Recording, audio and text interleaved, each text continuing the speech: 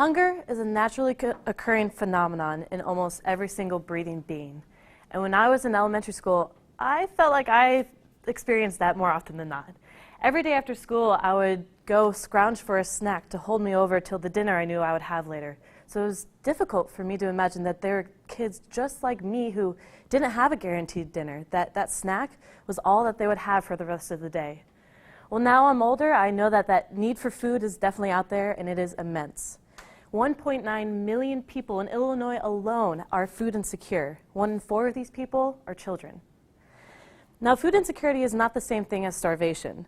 It just means that there's a limited or uncertain availability to nutritionally adequate food. Foods that without, these people are more susceptible to health problems such as asthma, decrease in energy levels, and interestingly enough, a possible increase in BMI, as reported by Christine Olson, a member of the Cornell University Division of Natural Sciences. These people need help, and they need the food their bodies require. Well, in central Illinois, it is through the efforts of the Eastern Illinois Foodbank that these folks are helped.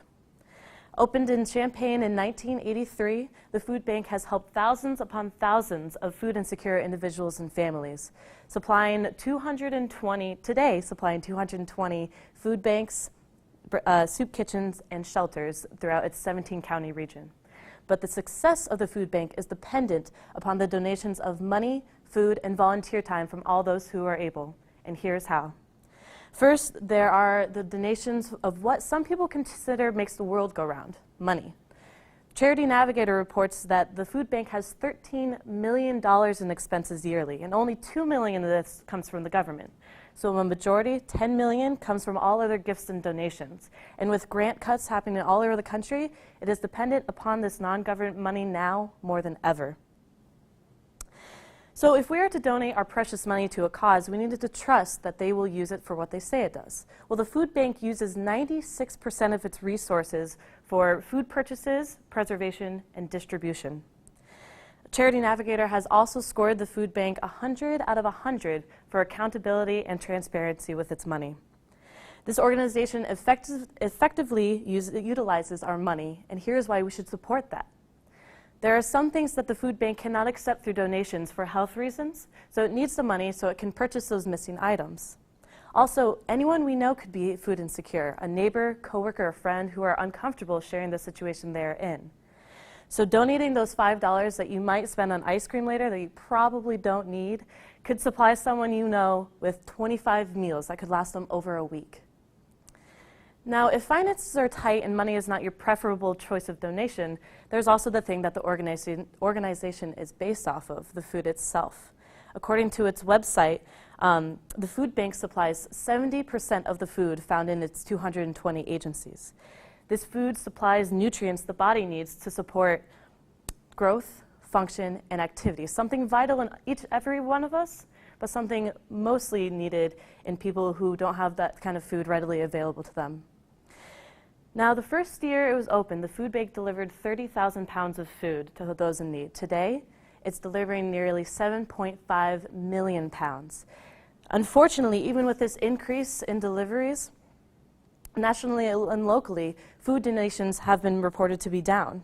The food bank receives heavy donations from corporations, but packaged food donations from individuals are equally as valuable. So we need to do what we can to give them food needed, such as those 5 cans of vegetables that you've had for 2 months that you could donate to a greater cause than your pantry shelf. There are also plenty of volunteering opportunities for both the food bank and your local soup kitchen. These opportunities help the food bank reach its full potential, and volunteers are needed to help distribute food and reach as many food insecure individuals as it can. For younger kids, volunteering gives them hours honor societies require sometimes, and for all of us, it is something we can put on job applications and resumes. Working in a soup kitchen is very rewarding. As volunteer John Walker says, "I feel like I'm doing something good for society," and you certainly are for an organization like this. So make something out of those Saturday afternoons that you find yourself doing nothing, maybe sitting on the couch eating the ice cream you would have had and bought anyways. So in conclusion, some people think that happiness is found in money, friends, family, but I believe there's a hidden happiness found in food.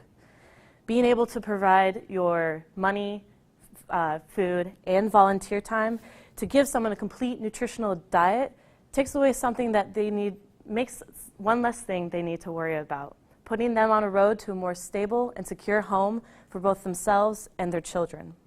None of us in this room know what lies ahead for us, and someday we also may be in need for a soup kitchen.